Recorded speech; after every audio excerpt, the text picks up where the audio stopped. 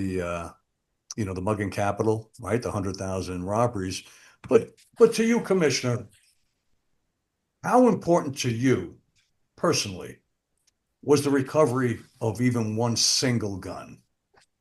You reference in your book Vigilance that you processed each gun in your mind that's taken off the street. You felt that that was a force multiplier in terms of preventing numerous shootings and robberies down the road. In other words, you take the gun, it's not available to commit additional stick ups or shoot or kill somebody going forward.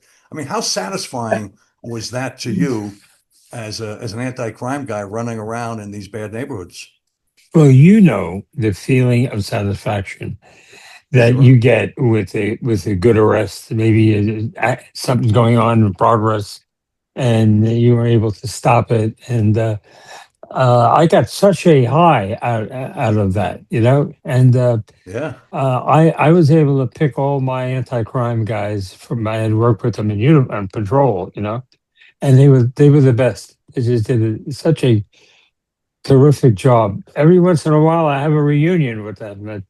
That's awesome. It's been a while.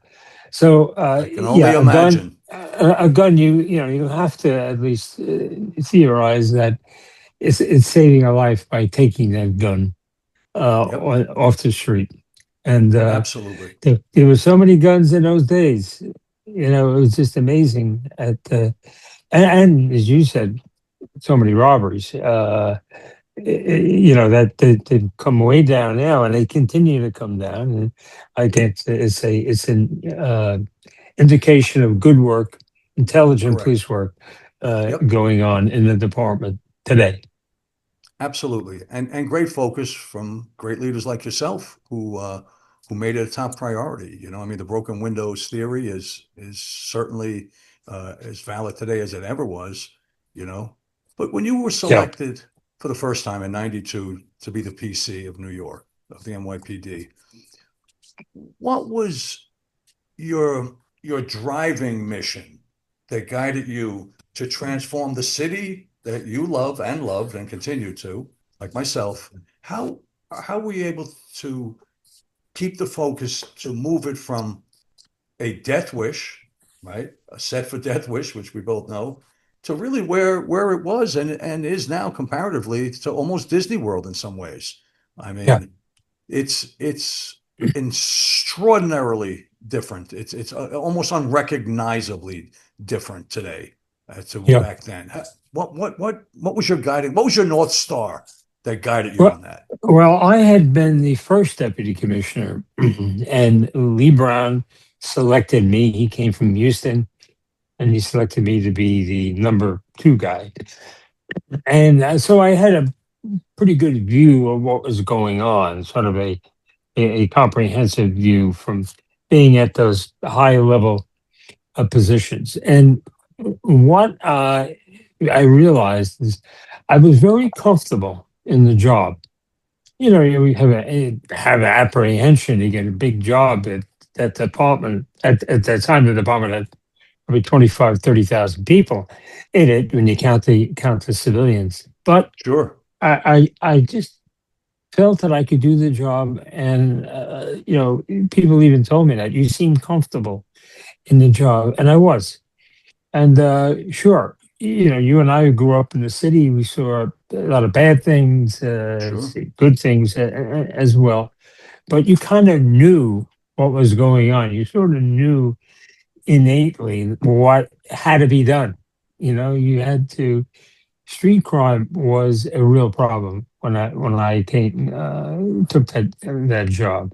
So various things had to be done. I was always a big supporter of precinct anti-crime because you assume that the CO knows the problems, knows how to do it. It's local, and you can tailor what has to be done to the situations in the precinct. And I still feel that way today. They've backed off from it. That came from City Hall, Right. and they're also concerned about something getting in the press. and there's Right always on. a racial component in that too. So the politicians or the political minds want to stay away from aggressive policing. They think that it is going to reflect badly on them. But I think that aggressive anti-crime work, and I think even today it would make a difference uh, based on local knowledge, where things are happening. We have a lot more information now than we had 20 years ago, 30 years ago. And it tells the CO and it tells the cops involved in tactical operations where to be, Sure. where the problem is, and Right. how to address it. So, Well, predictive to yeah, some extent, right, Commissioner? yes, Predictive based on historical context, right, right? You got to look to the past to, identify the future and plan for the future. that's right. So I agree. I was an anti-crime guy. I absolutely loved it. I share that exact sentiment. And it was a dagger in my heart personally during the summer of love, which we recall in 2020, right? When Yeah. 1,000 businesses were burned to the ground, 600 police officers in the NYPD went to the hospital, 500 radio cars and vans were burned to the ground. In all my years in the NYPD, I never saw one police vehicle on fire. Not one time. 1 minute. 500. So the city was on fire. It was the summer of love and it was rioting, right? For fun and profit, right? Fun and profit, mostly peaceful, all the metaphors associated with the madness that the city spiraled into. And the fact that the street crime unit and the anti-crime units and the brave men and women of the NYPD who were tasked with removing the weapons that were being illegally carried by the thugs in the street was the height of madness in my view. Here it is, the city's on fire. It's caught in a death grip of crime, as I just referenced in this summer of love. And what do? We take away the people who are responsible for fixing it. And what do? Straight to headquarters to 1PP to get the hell out because this is what they signed up for. They didn't sign up for. So we're going to go Yeah. to a break, but this one I want to come back to because that killed me personally. And I know as a fact it killed you as well. So, anyhow, folks, we're going to go to break. This is Pat Brosnan live from the Batcave. I'm here with former Police Commissioner Ray Kelly. Thank you. Tune back in. Welcome back, folks. Pat Brosnan, live from the Batcave, here with former police commissioner of the great NYPD, aptly named New York's finest. Commissioner, you created the Counterterrorism Bureau. It was just a handful of detectives with no tools prior. You also created the Intelligence Division when no other city had anything even remotely close. How did you convince 50,000 officers and civilians that their beat now stretched from Queens to Kabul and that the next attack could start in a South Bronx basement? Well, there's nothing like a crisis to motivate people. And of course, the horrific events of September 11th jolted us all to the core. Now, was the commissioner in 1993. Uh, on your birthday, is it your birthday? Or when was your birthday? Yeah, February Uh, 26th. Yep, in, in, yeah. Excellent. in Thank you. the first World Trade Center attack. And then we had, as I say, the horrendous events of September 11th. So here we had the federal government letting this city down. We had, and there was information out there. I knew it was out there, but it wasn't cultivated and it wasn't honed sufficiently. Here we have the largest police department in America, the most diverse police department in America. And we were sitting on the sidelines. We were listening to the FBI, like they know what they're doing. And what do we know? We're just Right. country bumpkins. Well, of course, we had so much talent. And one of the things that we did early on was to bring in a whole cadre of experts from they were retired, some were seconded from agencies. We wanted to use that talent that they had in looking at international events. How do we set up as best we can tripwires that would stop or prevent another attack on New York City? So that was sort of my marching order. We had retired and active people from the CIA, from the DIA, from the DEA, from FBI, of course. They were terrific because we knew that they had. I had been in the federal government for 4 years in between my times as commissioner, uh, so I knew what the federal government could do, and obviously the money, the resources that they had. And I said to myself, "There's no reason why we aren't playing in this game. We just have the talent, and here we have a second attack. They did not prevent this this terrible event from happening. So we were no longer going to sit on the sidelines. Yeah, we put more people into the Joint Terrorism Task Force. But even then, you and I were talking about this. The NYPD people, we increased the number, but they weren't integrated. It was like a water jug that had little magnets on it, and those magnets were our agencies. They had a representative from the Port Authority or whatever, but they weren't in charge. They weren't leading anything. They were just providing information to the FBI. So I wanted to change that, and we did change it. We did increase the intelligence division significantly. We also were able to have an undercover program second to none that we were able to identify eligibles, people who wanted to come into the police department, had taken the test, but had not been appointed. And we would look at the ethnicity or the country that they had come from and say, hey, we want to talk to this guy. Now, Brilliant. people said, Brilliant. no, I don't want to do that. I don't want to be involved on the cover. But several did. We cultivated them. We trained them. We trained them in a hotel room.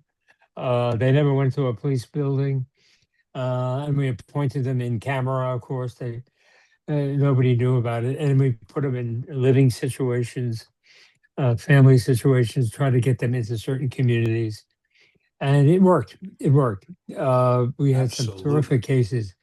Uh, and of course, we put people overseas. The notion being that we were going to get some information if we linked in with the intelligence operations of other countries that may very well protect New York City. So we did that. We put them in 12 cities. I think this administration added a city, but it actually worked very well. First of all, there's tremendous respect for the NYPD internationally. Hmm. So they were sort of honored that we had someone there. And we were not, they didn't take any money from tax levy funds. In other words, if we had done that, somebody whose car was broken into in Bayside would say, "Hey, you got a guy in Saudi Arabia. You got somebody. My Right. car was broken into here." Right. So we used the police foundation money to pay their expenses, their living expenses.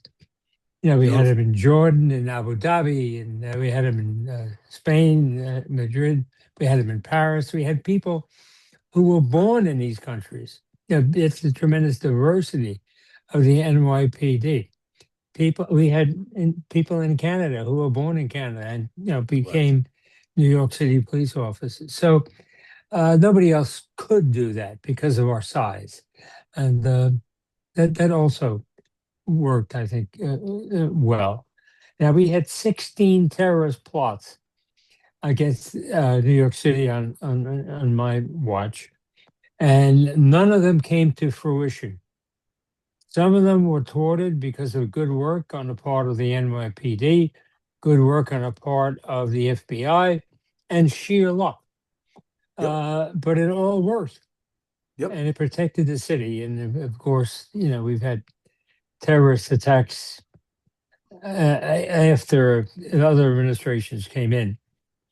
cops attacked with hatchets and that sort of thing. Right. So, and we've got to, we being the city and the police department, we need to have a 360-degree perimeter. You've got to look at so many things, and you can't take your eye off it. I'm always concerned that that's what's happening. Yeah. Basically, the former federal agents are no longer there.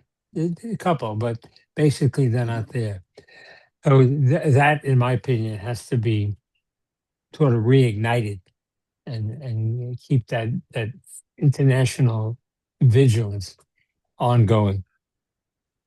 Yeah, but Commissioner, you're humble as ever. The reality is certainly there was some sheer luck, but just the concept was so unheard of at the time to reach into the list.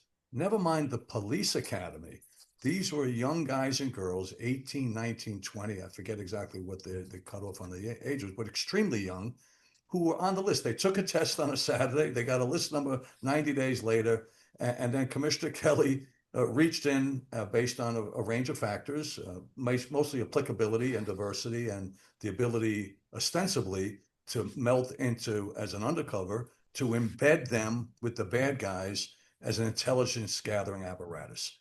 Absolutely brilliant because, in my view, you know, when you're that young and you haven't been in a precinct, you haven't worn the uniform, you haven't been polluted in some ways or affected or stained by the police affect, right? The effect of being a Yeah, police officer, the look, the stare, sure. all the stuff that we still have today, right? You could no sooner get rid of it than cutting your hand off, but you don't have that at that age. So I think that was a big measure Yeah. of success in that regard. But let's face it, you built the fortress. You built the counterterrorism bureau, the real-time crime center, the Lower Manhattan Security Initiative. Two This minutes. was absolutely brilliant, fusing thousands of cameras, radiation sensors, and data feeds. Now you had unblinking eyes across New York City. You had eyes not just, as you mentioned, 360 in the backs of our collective heads as policing enforcers. You had them in the sides of the head. I mean, the fact that as a combat Vietnam Marine veteran and a kid from the Hell's Kitchen, you know, technology and science, you knew it early on. That was the answer. That was the force multiplier. And I really believe that is what changed the direction of crime in the city of New York. And I gotta say, the traditional response would have been historically, hey, more guns, higher fences, brighter lights, more bodies, right? More. That's the fundamental stuff, the One layered minute. Yeah. security Yeah. approach. In my view, clearly in hindsight, that's never the answer. And I've You seen it know, privately, you know? I don't want to leave out Mayor Bloomberg. The administration was No, extremely supportive. You know, critical. when we came in, I came in the second time. We were still using whiteout and carbon paper. And I Can't went make it into up. I went into a precinct and there was a computer in the squad and a computer downstairs. And when one was working, the other one couldn't work. Yeah, it was Yeah, some but cop wired it together, you know? Commissioner, as a fellow eight-track guy, Yeah. to think that you Yeah. partnered with Microsoft with this incredible Yeah. vision of the fusion of technology and the advancement of science to mitigate crime is Yeah. absolutely mind-bending. No one was doing it. You were light Well, years ahead.